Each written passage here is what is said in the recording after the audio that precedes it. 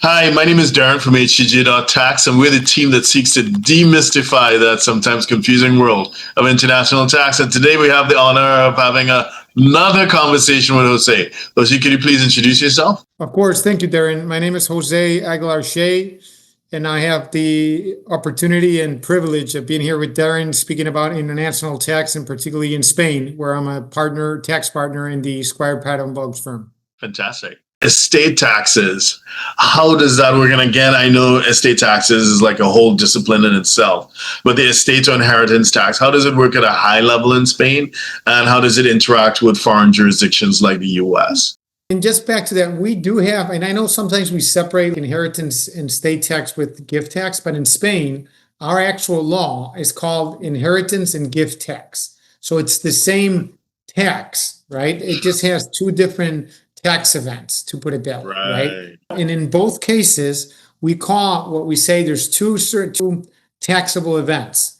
When a deceased person, right, or a gift is made to Spanish donee or heirs, right? Spanish resident heirs, they're taxed on a worldwide assets, right? Net worldwide assets. If you're resident in Spain and you receive assets anywhere, you're taxed globally. If you have a U.S. state and someone receives here his full state where even nothing is in Spain, you still have to pay inheritance tax on a worldwide basis, right? But again, if someone dies in Spain, but their kids are abroad, again, the taxpayer is the heir, not the state. I know in the U.S. the state is the tax payer, right? We have the heirs. So if provided the heirs are actually not tax resident in Spain, they would only be taxed on inheritance tax on the Spanish located assets. Again, you can have this situation where someone passes in Spain, all the assets are abroad, and the heirs don't actually pay anything in Spain, right? That's the point. Or the person resident in Spain gives something that is abroad, a third to it, that's not taxable in Spain. You're only taxed when the taxpayer, which means the gift, the recipient, it's abroad, only be taxed on gift tax when the asset is in Spain.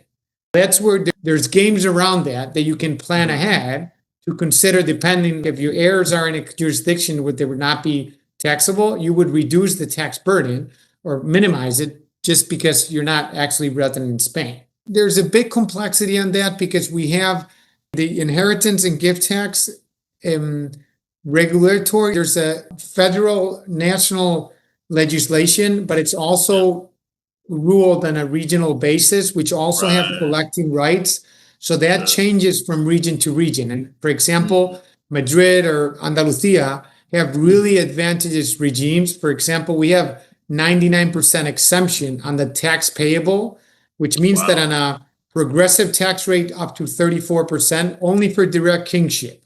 So parents, spouse, and kids, right? That means that you're actually paying a 0.3% of the global assets that you receive on inheritance or gift. It's really, you receive 10 million, you're going to be paying 500 euros or less. So that depends on a regional basis. Sometimes, again, if a foreign person gives a house in Andalusia to another foreign person, that's attracted by not the national level, the regional. So, I mean, without getting into details, there are complexities around that.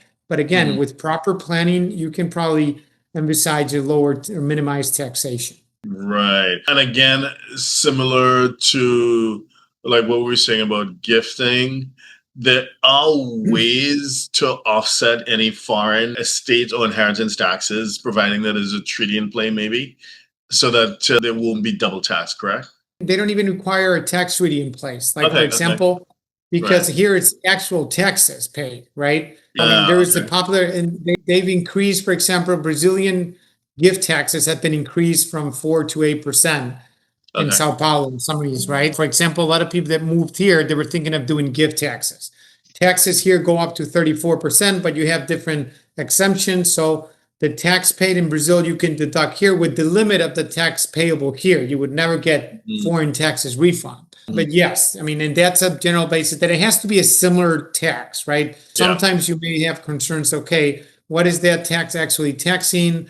because sometimes it's like a presumption amount or something like that. So you have to really confirm that it's the same type of tax. But again, generally, should not have any double taxation on inheritance, state or gift taxes. Taxes. Okay, that's good to know. Jose, if anyone wanted to get in touch with you to follow up on any of the topics that we discussed, what's the best way to find you? My full profile is in LinkedIn, and also you can find me on the webpage. Just put my name up and Square Pattern Box, and you can find full details. So happy to always assist and even for informal conversations.